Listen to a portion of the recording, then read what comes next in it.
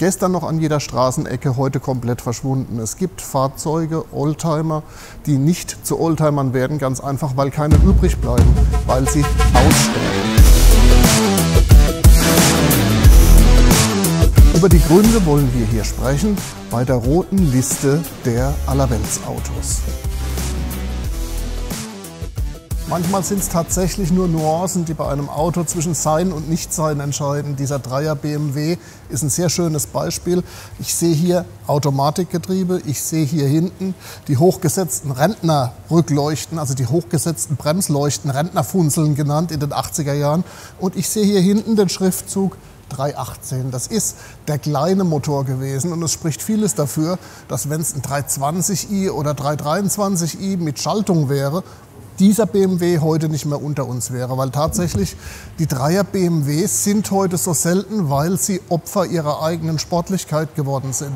Kurze Zeit in erster Hand, in zweiter Hand tiefer gelegt, in dritter Hand Wartungsstau, in vierter Hand ein größerer Wartungsstau und in fünfter Hand war dann Schluss. Deshalb ist das hier natürlich wirklich eine echte Preziose, die zeigt, als Vierzylinder mit Automatik hatte er eine Chance zu überleben. Und damit freut er uns hier bis hin zum originalen Aufkleber mit der Einfahranweisung, die hier seit fast 40 Jahren klebt. Das hier ist der größte Laderaum der 70er Jahre, Ford Granada Tournier. Das war das Auto, mit dem man Waschmaschinen über den Autoput transportieren konnte und ganze Einfamilienhäuser errichten, ohne dass man einen Transporter oder irgendeinen Spediteur gebraucht hat. Der Granada hat das alles weggeschafft. Und er war ein Auto, das sich dann auch selbst weggeschafft hat, weil tatsächlich ist es so gewesen, der Granada ist immer an Überarbeitung gestorben. Zumindest wenn es der Tournier war. Von erster bis in die fünfte Hand war das Auto, das einfach als Lastesel hergehalten hat, dann vielleicht noch auf irgendeinem Exportmarkt gelaufen ist und dann waren die alle weg.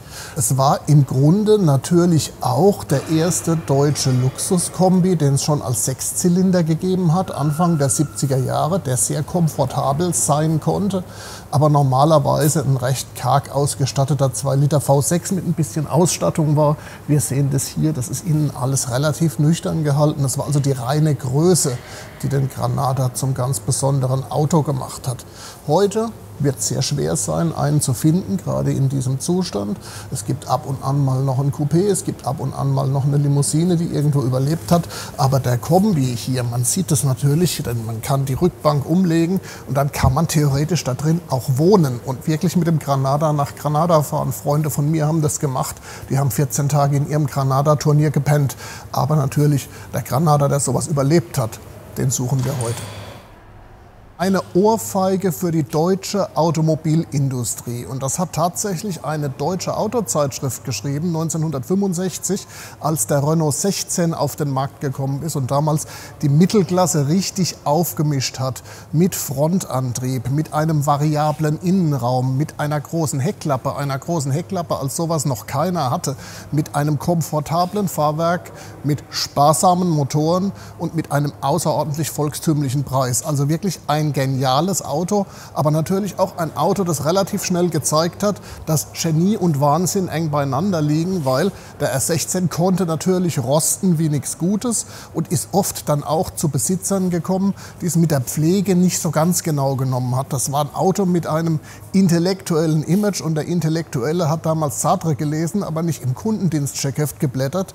Das war natürlich das Todesurteil für den R16, der uns hier begegnet, als wunderbare Luxusversion, als TS mit Lederpolstern, mit originalem Stereoradio, mit Metallic-Lack, mit den wunderbaren Dunlop-Alurädern. Also wirklich eine Luxusversion des R16, aber heute tatsächlich mit Sicherheit so selten wie Schnee in Südfrankreich.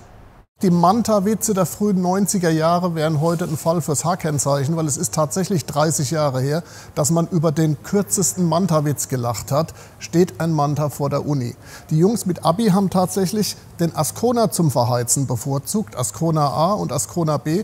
Das waren Autos, die natürlich dieselben technischen Gene hatten wie der Manta, mit denen sich genauso gut hat driften lassen, mit denen man genauso schnell war, die genauso unempfindlich waren und die genauso gnadenlos verheizt und dann weggeworfen worden sind.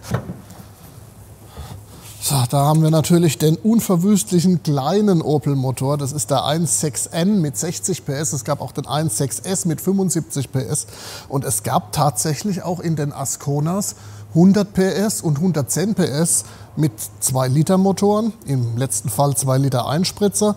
Der hier war natürlich jetzt weniger der Fall für die Drifter und deshalb sehen wir ihn hier in seinem leicht patinierten Originalzustand.